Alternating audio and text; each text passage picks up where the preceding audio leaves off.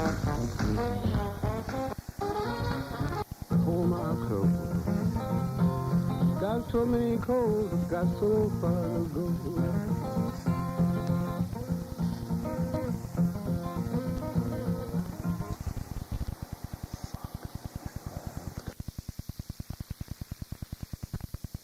That you were hearing, but it seems like things have straightened themselves out right about now. We have on the line with us brother Mutulu Shakur who is currently being held in Lompoc prison. Let me tell you something about brother Mutulu Shakur. Brother Mutulu Shakur is a doctor of acupuncture. As an acupuncturist and healthcare worker, Brother Shakur worked from 1971 to 78 for the Lincoln Hospital Detoxification Program in the Bronx in New York. And then, from 1978 to 1982, Dr. Shakur was the co-founder and co-director of the Black Acupuncture Advisory Association of North America, and also known as BANA, and the Harlem Institute of Acupuncture. At the Lincoln Detox Center, Dr. Shakur led a program which used acupuncture to assist in the detoxification of thousands of drug addicts. The Lincoln Detox program was recognized as the largest and most effective of its kind by the National Institute of Drug Abuse, the National Acupuncture Research Society, and the World Academic Society of Acupuncture. Further, at BANA, Dr. Shakur continued his remarkable work against drug addiction. He also treated and/or supervised the treatment of thousands of elderly and poor patients who otherwise would have received no treatment of this kind. Patients were able to receive quality health care at reasonable prices. Moreover, the clinic at BANA served on a regular basis many community leaders, political activists, lawyers, doctors with various international dignitaries. At BANA, Dr. Shakur and his co-founder, Dr. Richard Delaney, trained over 100 students in the medical sciences of acupuncture. Some of the trainees at the Harlem Institute of Acupuncture were already medical doctors, licensed by various states in the United States. Also in the late 1970s, just to tell you a little bit about this brother's proficiency in his field, Dr. Shakur traveled with Dr. Mario Wexu, Director of Education at the International Association of Traditional Chinese Acupuncture in Montreal, to the People's Republic of China, where he observed and studied acupuncture applied as the primary form of medical care. We're not just talking about someone who, dibbles and dabbles in his field, but he's done some serious research, you know what I'm saying? Brother Shakur also worked with the Revolutionary Action Movement, RAM, in his early years. This was a revolutionary black nationalist organization which struggled for black self-determination and socialist change in America. Brother Dr. Shakur has furthermore been a dedicated worker and champion in the struggle against political imprisonment and political convictions of black activists in America. He has also been a leader in the struggle against the illegal United States and local American law enforcement programs designed to destroy the black movement in America, and has worked to expose and stop the secret American war against this black colony. Brother Shakur served on the committee to defend Herman Ferguson, a leading black political activist and educator charged with conspiracy in the Ram conspiracy case of the 1960s. Dr. Shakur was a member of the National Committee to Free Political Prisoners. He has worked to legally defend and support political prisoners and prisoners of war like Mario Obedelli, PhD, and the RNA-11, Reverend Ben Chavis, and the Wilmington Tins, Ronald Pratt of the Black Panther Party, Assata Shakur of the Black Liberation Army, Sundiata Kohli also of the Black Liberation Army. He contributed to the development of a petition to the United Nations by the National Conference of Black Lawyers and others. As a matter of fact, that petition is now documented in the book Illusions of Justice by Lennox Hines. He's also worked with the National Conference of Black Lawyers in developing defense committees for numerous political prisoners and prisoners of war. In addition, and I'm running out of breath with this brother's accomplishments, Brother Shakur was most importantly a co-founder and director of the National Task Force for COINTELPRO Litigation and Research, which investigated, exposed, and instigated suits against the FBI and other American law agencies for criminal acts, domestic spying, dirty tricks, repression, and counterinsurgency warfare maneuvers against the new African independence struggle and others struggling against oppression in America. Now, having given you this amazing biography, One thing I do have to say before I begin this program is that everything that you hear on this show is not necessarily, you may be surprised to know, not necessarily the opinion of the University of Chicago or the University of Chicago's Board of Trustees. But having said that, I would like to bring on the air Brother Shakur. Brother Shakur, are you with us? Hello? Hello, Brother Shakur. How you doing? Free the land, brother. All right, free the land. Now, Brother Shakur, I just read over some of the things that you've been doing. You've been a busy brother even now that you're incarcerated. And I'd like to inquire as to, when we look at your accomplishments and we look at what you were doing with acupuncture, a lot of people, first off, think, acupuncturist, how is somebody with acupuncture going to serve in the struggle, et cetera, doesn't usually strike one as the freedom fighter type of thing to do. So could you explain to us how acupuncture fed into your struggle for black liberation? Yes, Brother Sam. First of all, I'd like to thank you and the university for allowing me to talk to the south side of Chicago, people I have not had many opportunities to speak to since I've been incarcerated or since I've come up from being clandestine. It's important for us to understand that the struggle for our liberation is a complete process, brother, and which requires of us to be prepared to address the causes of our oppression. From that context, I have to say that in the 60s, we had the pleasure of feeling like we were going to be free in 73, you know? There used to be a slogan we would say. Yeah. And as the upheavals and the outrage and the rebellion of the 60s was waged, and the struggle between intellectual participation in the movement and the grassroots organizing of the movement began to formulate two lines of the approach to the struggle, some of us were caught in the period of looking at the community being attacked by chemical warfare. Right. And chemical warfare began to change the shape and the attitude of the brothers and sisters who participated in the, what we call then, the revolution.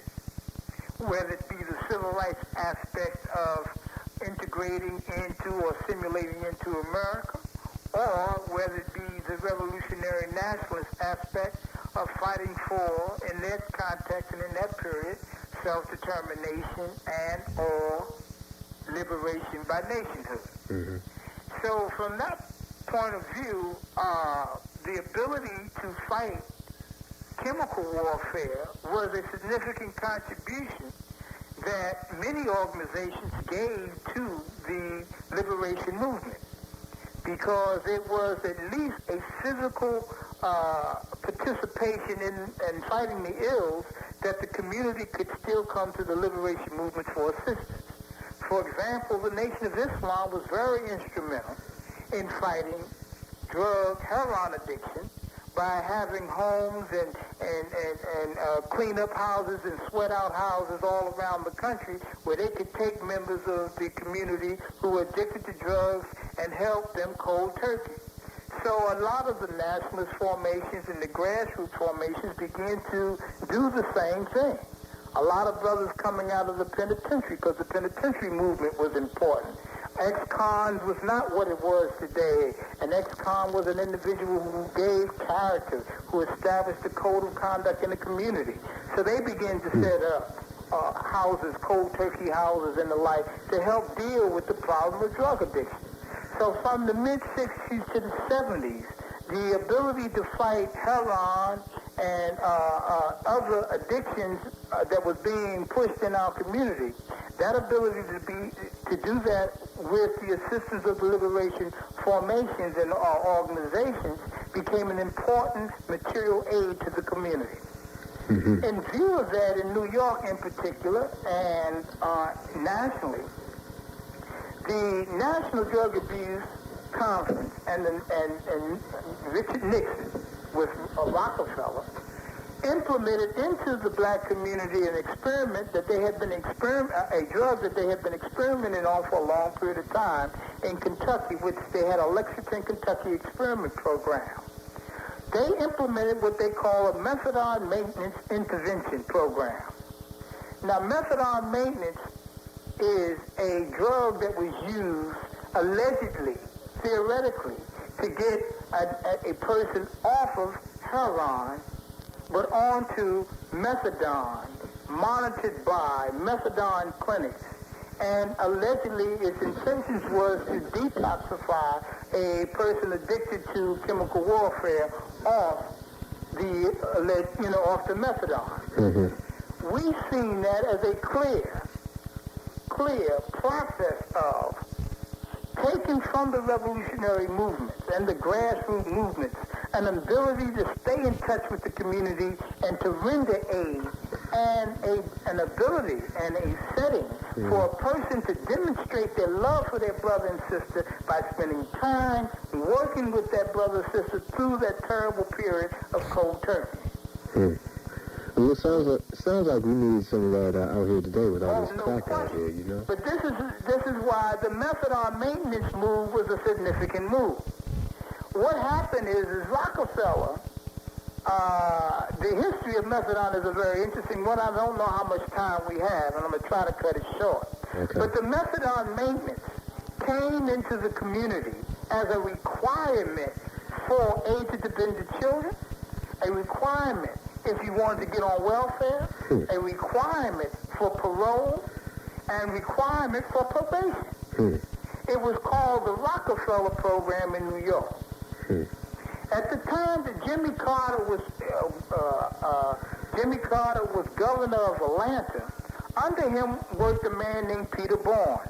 Peter Bourne was the National Drug Abuse Council coordinator for Richard Nixon. They brought methadone into the community. In New York City, 60% of the illegal drugs on the streets during the early 70s was methadone.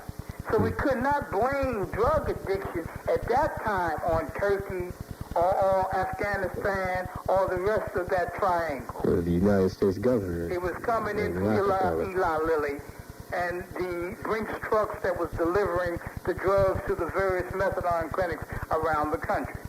And instead of people being detoxified off of methadone, they were being increased in dosages. So acupuncture, in the hands of revolutionary thinking Puerto Rican, black, progressive white people, was an intervention that the government was not willing to accept at the time because it attached and exposed the intention of the government to impose a chemical warfare on a certain segment of the community.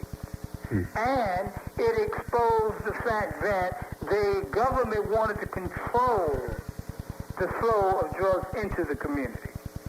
So our ability to get involved with acupuncture and to learn it from a very fundamental basis was an important contribution to that struggle. Yeah. So we became victims of counterintelligence, not in the classical sense of based upon the Hoover document of stopping the rise of the Black Messiah or stopping the development of black nationalist hate groups that sold that famous 67 document. We became targets because we were intervening into the chemical war process here to then was being dealt with by illegal drugs and was being moved into the phase of legal drugs. Now that was when you were starting to get active with the Lincoln Detox program, and could you tell us about some of the development that happened there and the development of Bonner? Okay. The Lincoln Detox program was started by the Black Panther Party and the Young Lords Party and a white group called White Lightning. This group began to take over aspects of Lincoln Hospital in order to provide space and a treatment care Yeah, we're still here. For people... Are you done with your call? No. Hello?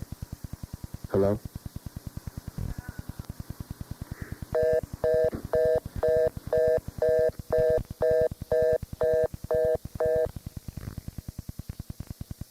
So, ladies and gentlemen, that's where we left off last week, or I should say 2 weeks ago. That was October 4th,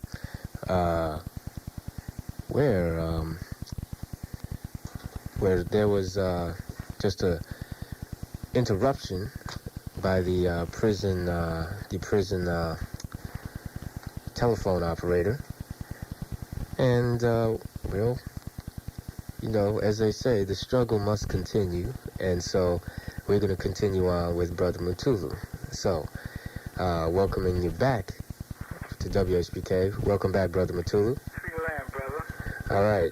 So it's good to have you back. Yeah, well, it's all, like you say, the struggle always continues.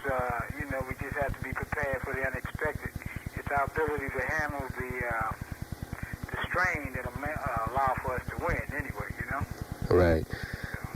Okay, so now you had been talking about 2 weeks ago. You were talking about the influx of drugs into the country and into the African community, the new African community, and I was wondering if you could pick up the pieces from where you were 2 weeks ago. Yeah. Hello. Yes. Okay. I hear someone messing with the phone, so bear with me. Okay. This here conversation has been approved by the warden and the captain, okay? So I should be able to continue the conversation, all right? I sure hope so. Okay.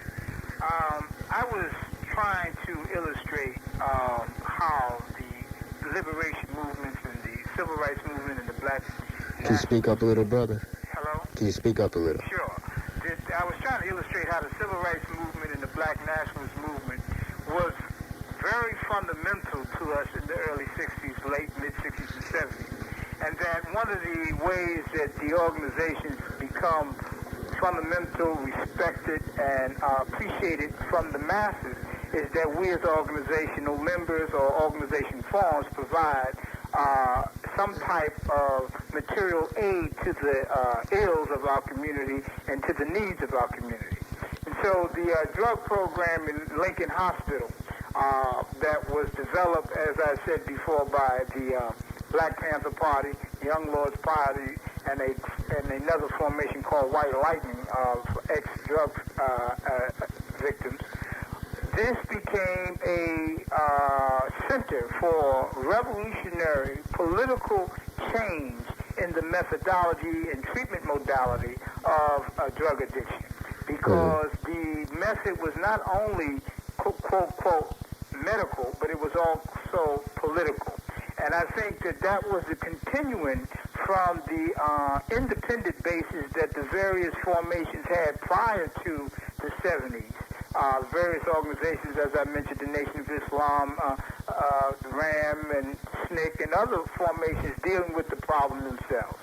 So the Lincoln Detox became not only recognized by the community as a political formation, but its work in developing and saving men and women of the third world inside of the oppressed communities, resuscitating these brothers and sisters and putting them into some form of healing process within the community, we became a threat to the city of New York, and consequently with the development of the Barefoot Doctor Acupuncture Cadre, we began to move around the country and educate the country, various other communities, and set up schools and orientations around acupuncture, drug withdrawal, and the strategy of methadone, and the teaching the brothers and sisters the fundamentals of acupuncture, the theory of acupuncture, how it was used in the revolutionary context in China and in Vietnam, and how we were able to use it in the South Bronx and our success. Primarily because we had a love for our people and we had a commitment to our people, we started very rudimentary.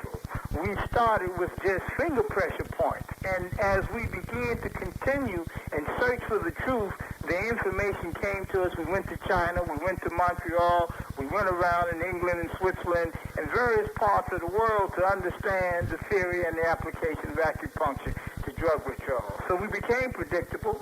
We became the base of acupuncturists who were revolutionaries in this country. Most of us belonged to various political formations, and we were a part of a cadre of men and women who were not licensed Western doctors, but we were acupuncturists and Oriental medicine, and so therefore we opened up a whole avenue of the standards and the oppression of AMA against Oriental medicine and the whole line of struggle. So acupuncture and Lincoln Detox together was a political and medical threat to the theory of legalized chemical warfare within our community. Now that's deep, because the more I find out about, how to take care of one's body, how to get medical treatment, it seems like there was a whole lot of so many concepts involved in what you were doing. The AMA involved, and the concept of Western medicine and pumping drugs into your system, and the toxification of the community, the chemical warfare. This is a part of our history that I guess very few of us have had access to. Now, but I wonder if you could also tell us a little bit about your case and exactly how things came to a head and how you wound up in prison. One of the things that's got to be clear is that I am a part of the movement. I have been a part of the movement most of my life. And when I became involved in the Lincoln Detox process, I had already been in the Republic of New Africa, the Black Caucus. I've been the supporter of the Ram cases in Queens, New York. I had also been involved in the National Black Political Convention. I was already a political animal. When we all hooked up in Lincoln Detox, there were major leaderships of the Young Lords Party that was a part of what we called the Lincoln Detox Collective. We were also a part of the National Committee for the Defense of Political Prisoners. Some of us was a part of, some of the North Americans were part of the Midnight Special. One of the sister Bernadine Dawn Jennifer Dawn was a part of the Lincoln Detox Collective. So we had a number of politically conscious people involved in carrying out the fundamental process of dealing with the needs of the community. You follow me? And seeing what that there was too powerful of a access, too powerful access for the revolutionary community to have, especially as we were moving into 1973 and the oil embargo and third world nations emerging around the world, revolutionary struggle, or anti-imperialist struggle for national identity that was happening all over the world. The concept of self-determination within the minimum context of community control and control of one's own health was too much of a significant barometer for our community to see the potential of freedom, the potential of self-determination. So we became a target. So it sounds like you're talking about a whole type of medical wing of the liberation movement, almost like the various collectives that you were talking about. And I know here in Chicago they had a brother who was involved with starting up a health clinic, etc. A whole new concept of medicine, medical care, and how care should be provided. It really, the principle of providing medical care wasn't new, because if you remember, the Black Panther Party publicized people's health clinics. Right. They publicized it from the 60s to the early 70s. So, and the media publicized it. Other formations in the New Libyan movement in Cleveland and various nationalist formations in New York and Chicago and in the Midwest and South were doing certain type of health care. In the voter registration campaign, they were doing certain things. Mm-hmm. But the significant part about this is that we had also caught them red-handedly providing a chemical addiction to a people that they alleged was trying to detoxify, to clean up the drugs. So it wasn't only that we were providing medical care, we were providing medical care and exposing chemical warfare. We were not only providing medical care and exposing chemical warfare, we were challenging Western Occidental medicine to Eastern medicine and natural healing. So all the fads and the health food stores and all of the reflexology clinics and all of these things that are allowed to function today would not exist if revolutionary men and women did not fight tooth and nail to spread the possibilities of another form of healthcare system to the third world grassroots community. Mm-hmm. And as you were saying before, a lot of us are familiar somewhat with the history of the FBI, the CIA, COINTELPRO operations, and the various search and destroy missions of various police departments across the country. And in New York, it was particularly fierce, from what I understand. Oh, it was very significant. It was very significant. A lot of the thing that you have to understand is, one, people must read the COINTEL document directive clearly. Mm-hmm. And aspects of it talk about misdirecting, discrediting, taking off track, taking away credibility, preventing good work from looking like good work in the community. Fundamental stuff. And that is strategic as opposed to overt. You follow me? Mm-hmm. And so subtly, they were beginning they couldn't come at us direct because it would be hard to explain. If men and women are trying to do something good, why are you attacking them? Mm-hmm. So therefore, the misdirection and the discrediting and the media's collaboration by refusing to announce to the community and to the readers what was going on allowed for the Lincoln Detox program to be targeted as if it was poverty pimps going on up there. They put out, at the time that we were moving, there was a group called the National Caucus of Labor Committee. Mm-hmm. They began to attack us.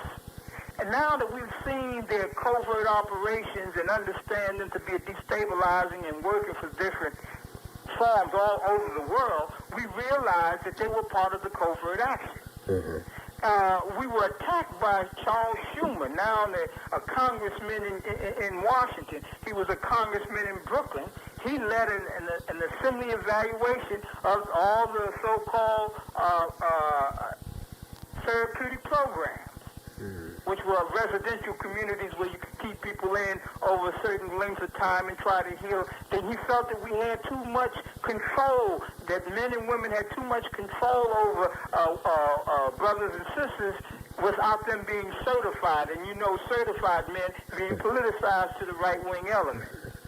So Mayor Cox, who became the mayor at the time, was the head of the New York City Board of Estimates. And so he won his campaign on attacking drug programs and anti-poverty programs in New York City. So during the end stages, after they had murdered many BLA members, after they had tremendous trials, and the Lincoln Detox community, the Lincoln Detox patients, the Lincoln Detox workers, the Lincoln Detox supporters were always in the eye of the storm when it came down to supporting revolutionary causes, positive issues. We striked when the Gypsy Cabs went on strike. We struck with the workers, the healthcare workers in the hospital. We demanded better health care. We fought in the welfare department for proper treatment of welfare recipients. We had a legal defense fund and help indigenous people who couldn't afford legal services. These are the kinds of people services that was developed out of a revolutionary context from Lincoln Detox drug program as a result of politicizing victims of drug addiction and educating the community of chemical warfare. We were able to provide these types of community service. Therefore, as the COINTELPRO and the media said that the liberation movement, they had broke the back of the liberation movement, here in the South Bronx, under a different banner, under a health banner, we had cadres of men and women who were once the cause of the scourge of the community, being now the healers in the community, out there spreading the word of self-determination and liberation. So this is between the years of we're in Lincoln Detox. That's from the years 71 to 78, right? Yes. And now, eventually, was Lincoln disbanded, or what? Well, the day that I was fired, they sent 200 policemen to the clinic, surrounded the clinic. 200 policemen. Yes, and just controlled the whole thing and fined all of us, or told us that we were to be sent to other hospitals. Right now, today, you can go into New York City, and in most municipal hospitals within the community, within the black and Puerto Rican and poor communities, the municipal hospitals, not the private hospitals, but the municipal hospitals, you can now receive acupuncture treatment for drug withdrawal as an alternative method of treatment. And that exists today because many men and women were put in jail, shot and killed, up all night, had mental disorder, all of the things that go with ongoing low-intensity warfare, all the suffering that can be attributed to that, as Fanon says. You will find the reason why men and women now can go get acupuncture and alternative health care has to do with that cadre of men and women. And they need to be praised, and that situation needs to be correctly analyzed. Because if we do not analyze it,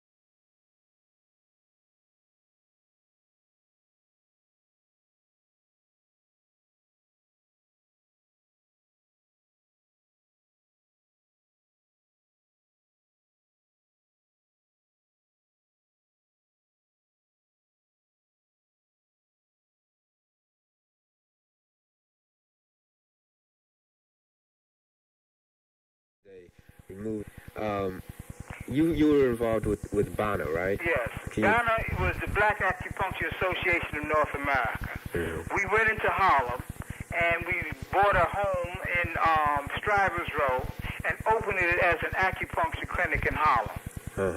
And that clinic began to teach brothers and sisters and others the skill of acupuncture to spread around the country in various segments of the population. And we began to certify them internationally we were open under the International Association of Acupuncture and the World Health Organization. Because I have always been a revolutionary, I've always been a supporter and a member of the liberation movement, nothing changes. The acupuncture clinic was a clinic, and BANA was built on a similar structure as a Lincoln Hospital. It must be political, and any person who was going to learn from our clinic had to be somewhat socially conscious and committed to fighting the ills of the community.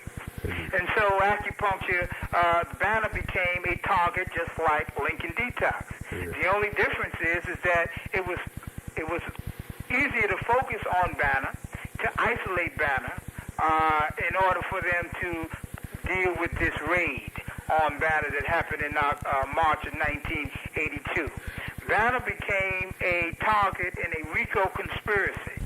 What they allege is that because BANA was providing this kind of health care and insurance companies was not giving money to BANA because there was a part of another counterintelligence strategy to try to close us down by refusing to pay rightfully due insurance bills to the clinic. They alleged that the clinic was being kept alive by the Black Liberation Army. And they alleged that the Black Liberation Army was robbing armored trucks in order to keep the acupuncture clinic alive, as well as other organizations and facilities in the black nation. And so I became a target of an investigation. In March 20th, I was indicted for the liberation of Assata Shakur because I was her legal assistant in many of her cases all during the 70s. They targeted me with her liberation. I was targeted as part of the liberation of other freedom fighters, and as well as the expropriation of 9 or 10 armored trucks during the course of 76 to 81. So I went underground in 1981. I knew I was a target. Mutulu Sundiata Shabaka was murdered.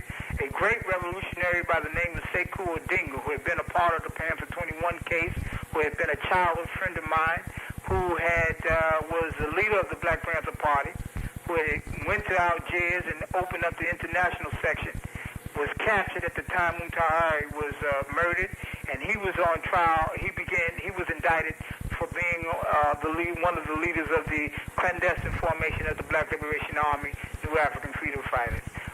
Many other brothers and sisters, Kwesi Balagoon, Chewy Ferguson L, Assata Shakur, Nahande Dibidoon, great sister who was a part of the above ground structure, who is still underground, who is still being hunted by the law, the FBI, the CIA, Interpol.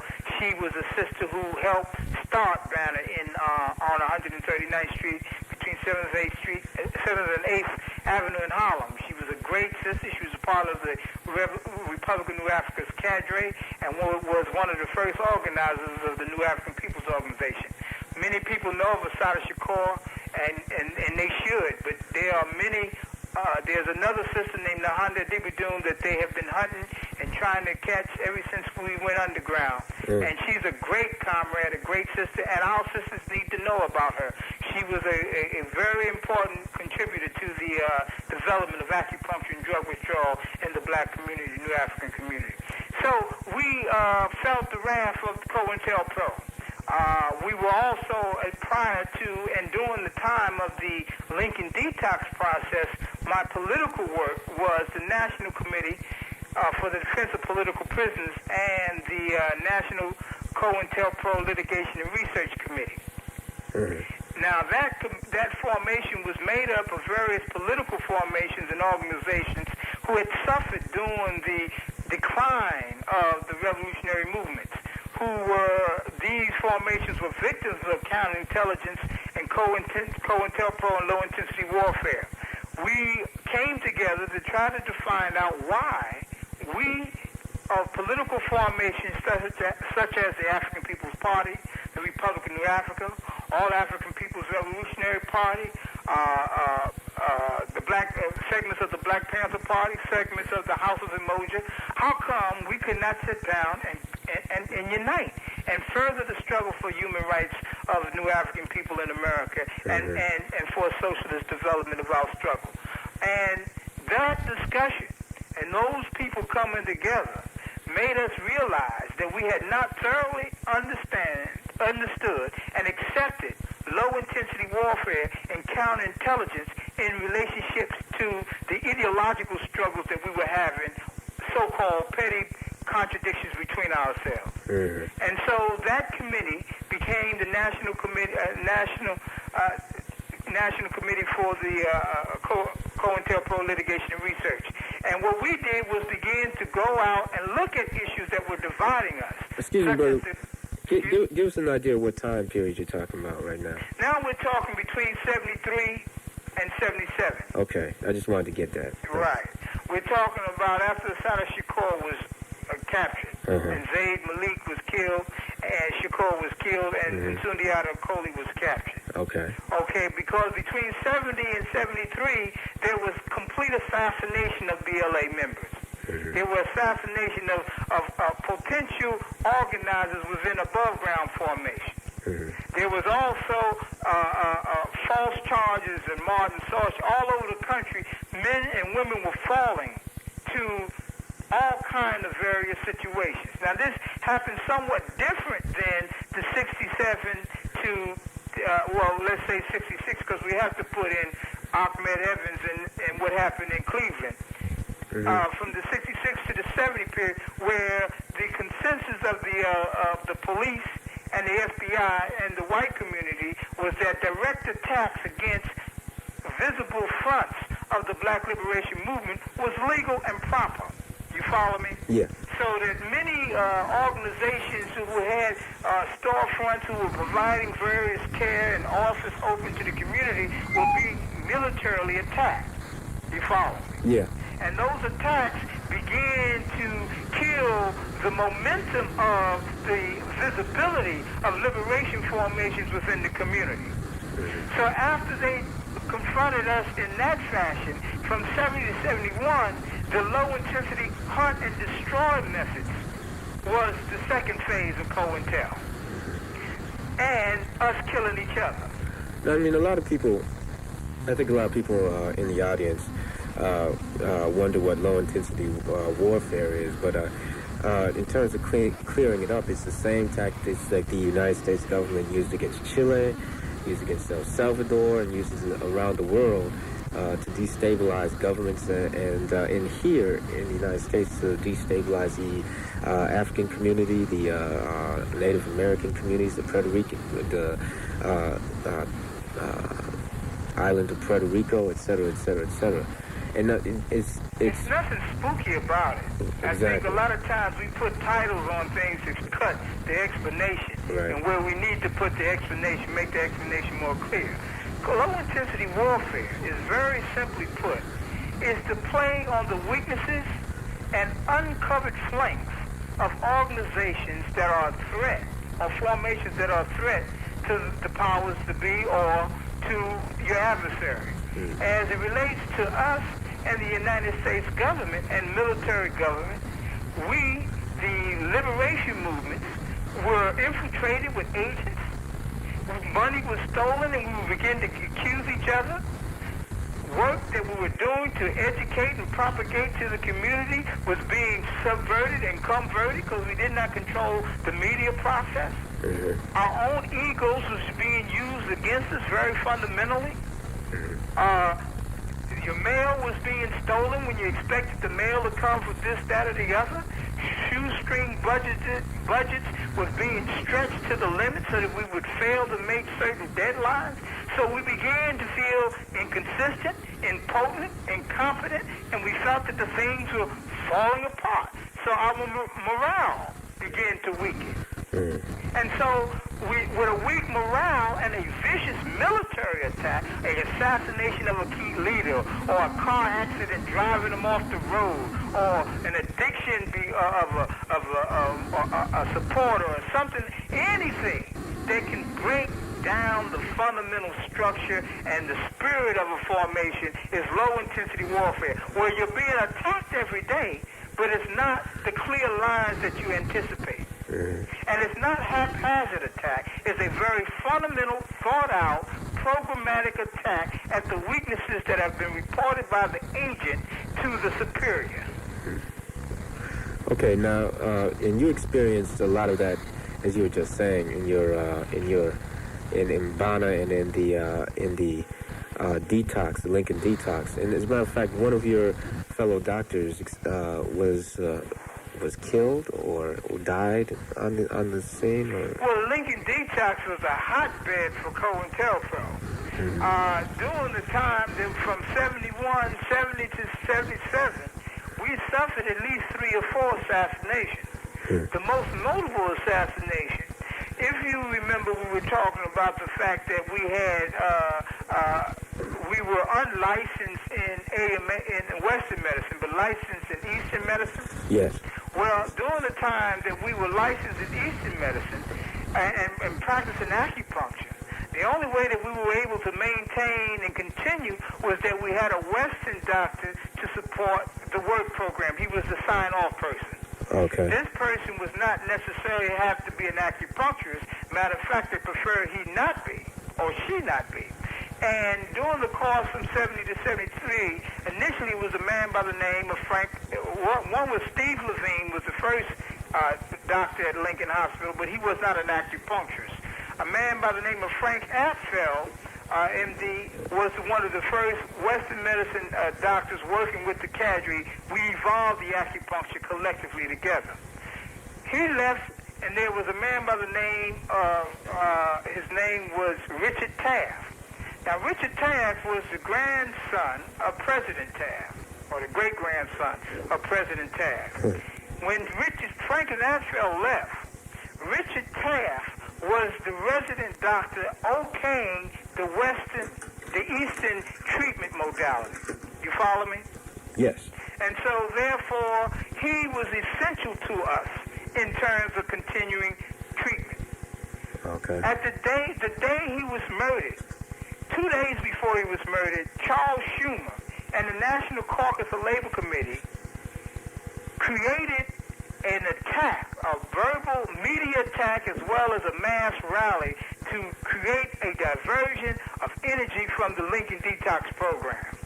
The day he was killed, the night he was killed, they had just attacked our clinic physically. And anyone in the over historical period would know that the National Caucus of Labor Committee had brown shirt type tactics. They would just jump on the people, beat them with nunchuckers. That was their, modus operandi, right? Mm-hmm. And so the day Richard Taft was killed, Peter Bourne, who was Carter's East Coast Regional Campaign Manager, and the survey of the international acupuncture availability for drug addiction, came to the clinic. He was there when Richard Taft's body was killed. And if you want to know who Richard Bourne was,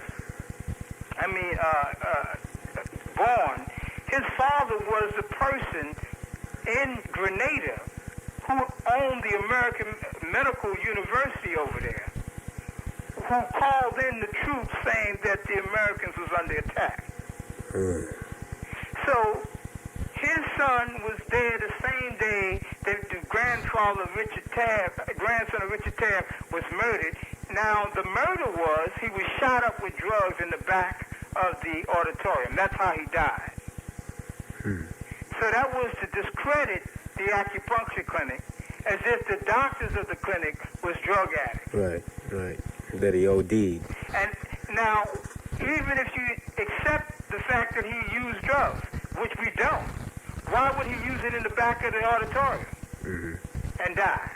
Very shaky circumstances. Right. Another great man that was killed associated with the Lincoln Detox program was a man by the name of Stanley Cohen, a fantastic lawyer.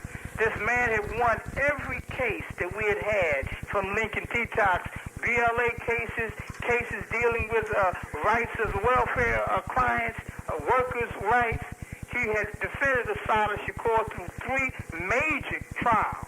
We were getting ready to go into Jersey for the last final trial because Assata Shakur was never convicted of the things that they allegedly were looking for her for. She was convicted for defending herself against an assassination plot on the New Jersey Turnpike, which killed my brother Zayd Shakur and imprisoned Sundiata Kohli. That last trial, just before we were going into that last trial, they found Stanley Cohen OD'd on cocaine.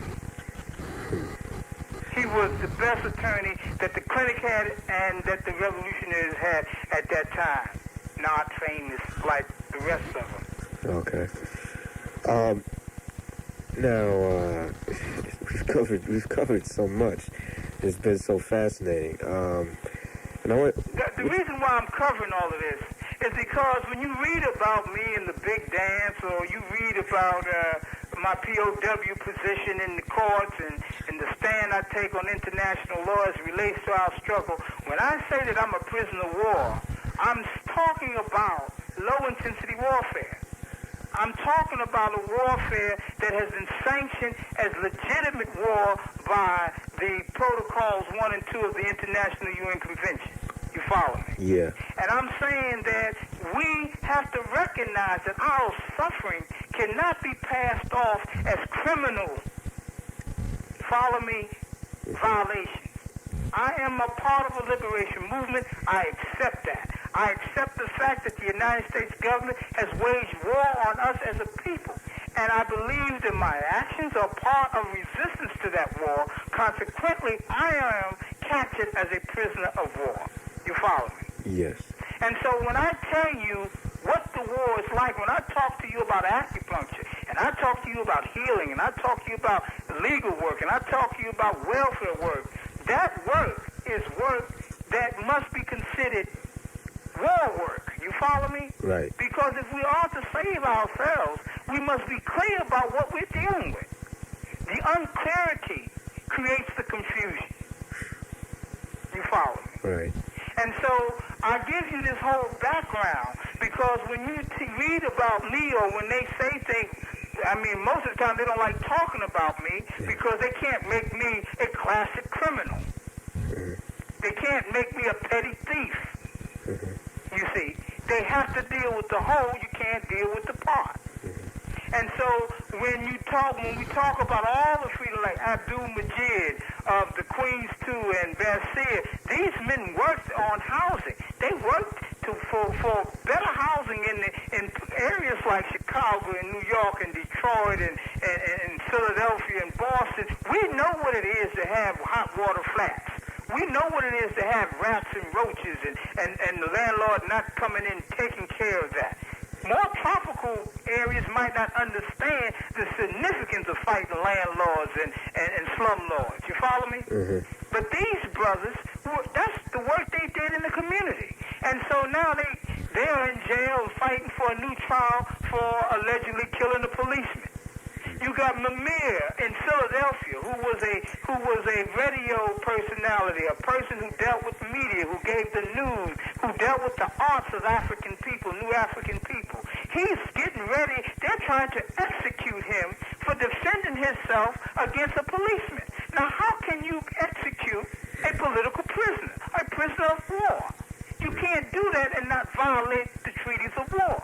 When you look at what's going on in ANC and in Pretoria government right now, the release of prisoners, the phases of release of prisoners, and this is why we must save Mimir, Because if we allow them to kill Mumia, execute Mumia, all of our future will be executed in pursuit of political struggle, when in other countries, prisoners of war are put in detention camps and saved until the negotiation happens.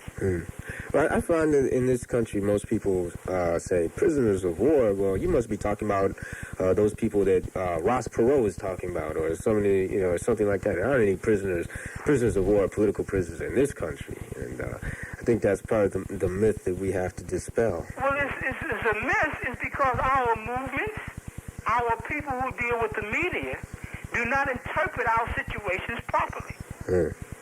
So sure, if there's only one war that people know about, the war against Saddam Hussein, then that's the only war that they're going to refer to.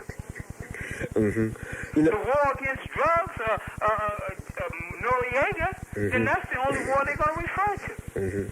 So we have to understand, and we can't charge genocide, we can't charge reparations, if we don't realize that we can't say at the same time that the existence of New African people is a warlike existence inside an oppressive colonized situation. Yes. It seems to me that along with the concept of being at war is the concept of nationhood.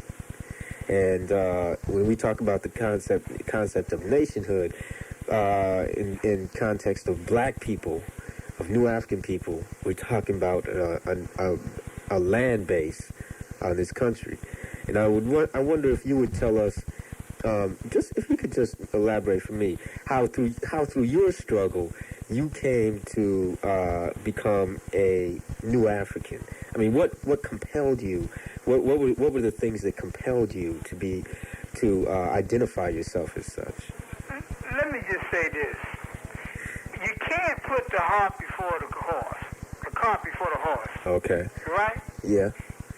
The issue is, are we at a state of conflict? If we're at a state of conflict, what is going to be the solution? Okay. You have to first accept there's a conflict.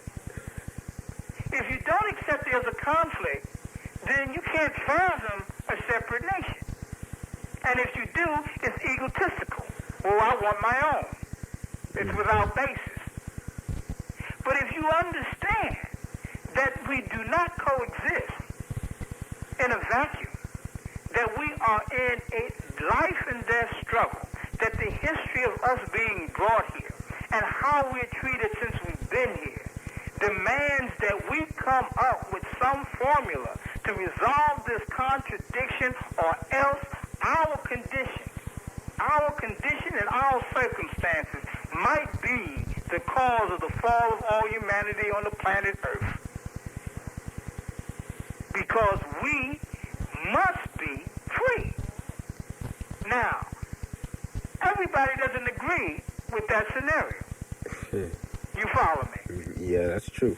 Some people believe that we can formulate a better living and life condition by participating in an integrated political and economic system, cultural system. Now, I do not say that they're not revolutionaries. If they are hell-bent on changing this system and changing the rights of people and forcing this government and developing a new government that integrates everybody into a equal formation and rights for everybody, well then, all praise is due to Allah. Fine. It still does not deal with the question, where do we find ourselves as New African people brought here as slaves? Okay? Right. But even in that society, I will coexist because you allow me to have my own culture, or at least try to find where I'm going. You follow me? Yes. But I contend that utopia or that possibility for the last 150 years has not come to be.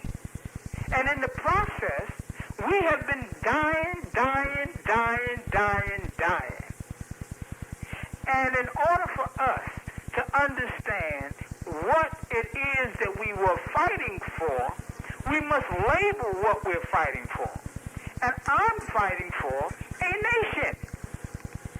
nation of new African people, not exclusively, but conclusively our nation that develops a culture that deals with our experience, and that a culture that will allow the exercise of creativity, the potential of every man, woman, and child that enters our nation. So I come to that because I understood that I have to know why I'm fighting and might die, why I sacrifice. Okay. People come to it for different reasons. You follow me? Yeah.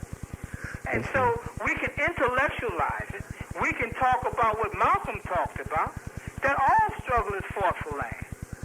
The Turkish struggle, the struggle that you see in Europe, in the world Soviet Union, is a struggle for national identity.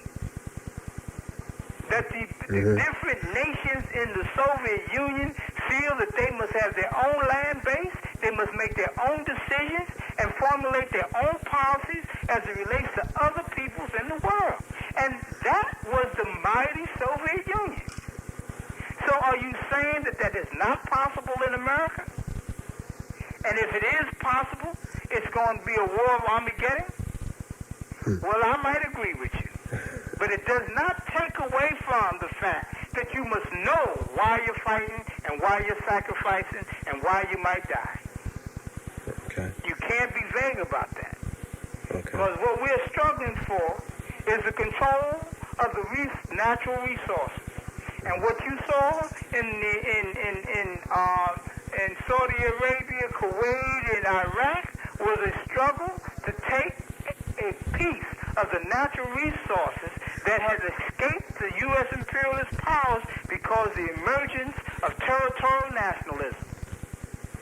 Okay. Now, let me ask you this. I've heard about the Shakur family. I mean, I've heard a lot of beautiful, positive things about it. And I wonder if you could tell me a little bit about what that family is, or that connection is. Could you? Yeah. I mean, it's out of curiosity. I've just heard a little bit about it. The Shakur family extends from a man by the name of Abba Saladdin Shakur. Abba Saladdin Shakur was responsible for fathering Mumma Shakur, Zayd Malik Shakur, myself, Asada Shakur, Sekou Dinga, Abdul Majid, Malika Majid, and many other New Africans who were part of the Republic of New Africa and the Black Panther Party. And we were of the Shakur tribe. Abba Shakur was one of the loyal members of the OAU and the Muslim Mosque Incorporated, and a close associate of Brother Malik El-Shabazz. Okay. And now I understand that Brother Tupac Shakur is raising some consciousness through his records. As a matter of fact, I've heard his last record. It was great. Yeah. Tupac is my son. Oh, great. No kidding. He is being attacked by the powers that be because of his own individuality, his own method and ways of demonstrating how our lives, the absence of his extended family, me, Lumumba, Zayd, his mother, a great woman, Afeni Shakur, one of the only two women in the Panther 21 case, who defended herself during the Panther 21 case. And one, she was also a very key figure in the national COINTELPRO litigation and research formulation, a fantastic worker against housing. and one of the key supporters of political prisoners and prisoners of war during the 70s. We understand that our children, and a lot of things that men, it's interesting you would bring that up, because we've just been talking in the family about how we're going to handle the Quail confrontation. Let us be very clear. It is always admirable to have your children believe what you believe. Uh-huh. It's always the legacy you'd like to continue. You feel like you commit yourself, your sacrifices, so that they will know. And we have many children, many of our children. The ex-clan is Sonny Carson's son, Brother Lumumba, a great comrade. We grew all, this is all our family. But they all have seen what low-intensity war means. My other son, little Mutulu, was involved in the Tony thing. Now, him and his brother together. No kidding. Yeah. But what we see is that many of our children suffer in ways that is yet to be analyzed from the intensity of the war that we have been struggling against. And because our community has not accepted that as a reality, and because we're in jail, we're not able to give our family what you might give, not you personally, but what they might be able to do in the confounds of their home and expounding the culture and going back to the Egyptology and the history of the Nile and the great cultural lessons that our children are getting. They always seem to forget to give the real or research the struggle, the contemporary struggle that a major part of our people played a part in the 50s, 60s, 70s, 80s, and 90s. And because we forget that, our children, who are directly connected to the intensity of the war, are constantly evaluating the consequences. I see. And the way that they respond to the oppression, sometimes might not be what we want them to do. But we have begun to understand what the residue of war means. Just like the people and the fathers and mothers in Angola whose children have been shooting their mothers and shooting their fathers at the orders of Zimbabwe. Just like in South Africa, where necklaces was required to rid the townships of informants. Just like the killings and beatings of young kids that are in the ANC and PAC. We will have to see in another generation how that has affected, after the Soweto riots, how did that affect the masses of people? Are we immune to life and death? Does that mean we lose our passion for living? Is that why we see the killing of old ladies and the drive-by shootings of innocent children and the lyrics, explaining phenomena heretofore not connected to the principles of our community? We must make that analysis. And when you make that analysis, I think that the audience will agree that we have a serious problem, and you cannot call it genetic, like they're trying to evaluate our children and say that we're violence prone. And if we allow that, you're going to allow the gas chambers. Right. If you allow every child to be fingerprinted and footprinted, you're going to allow the gas chambers. If you do not understand that the Tuskegee experiment about the sex and allowing men to walk around with syphilis for 30 and 40 years, and then we come up with AIDS, if you don't see it, Yeah, what can you say? It's nothing. So, we all go to the next level with a different understanding. Yeah. You see, so, those are our children, and, KRS-One and MC Light and all of the rappers, Brother Prince, and all of these people are yelling reality. But for lack of a structure, and you have to accept the fact that Minister Farrakhan and the Nation of Islam are overtly courting and supporting Ice-T and Ice Cube, and rightfully they should. They should. And I thought you got to admire that. But we must do the same. Not we meaning separate from the Nation of Islam, but a non-religious formations must clearly embrace and support and protect the griots of the youth of today. Wow. You know, it's been just fantastic having you on the air, and I really hope we can do this again sometime. It's been, you know, I talk about it on the air sometimes, talk about the history that you didn't get from Eyes on the Prize. Oh, no question. You know what I'm saying? But it's a good foundation. It's a good foundation. I think what is missing from the Eye on the Prize is the filler. How did Willie Ricks get to, you know, Black Power, and how did the struggle between SNCC develop, and you know, how did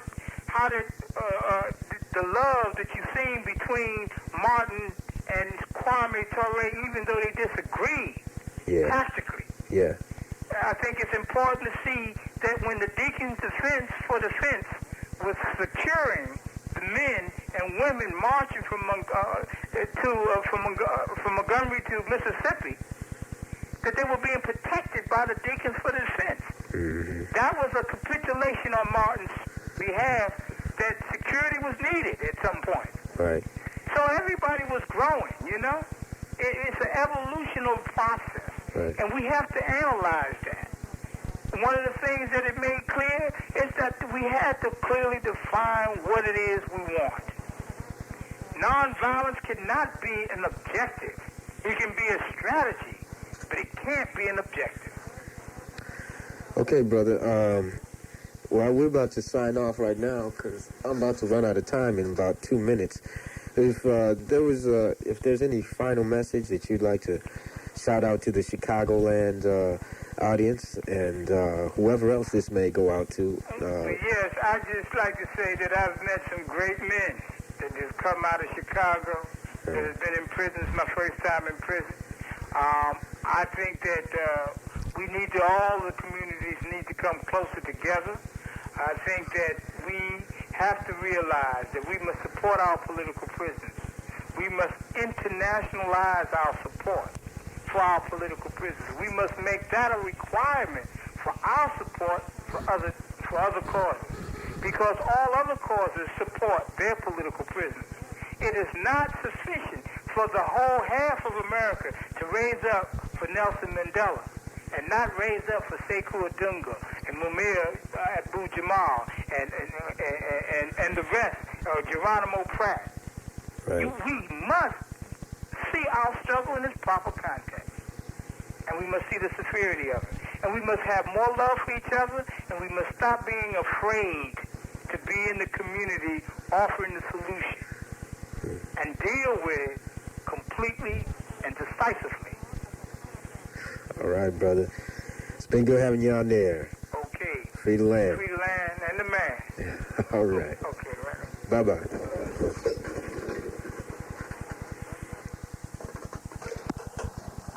All right, brothers and sisters. That was sure inspirational. Man, some type of history, huh? I'm going to be clearing the airways here now for Sister Chris. She's about to come in the studio and do what she does best. You got her on a new time slot now, right? Yeah. That's right. We land.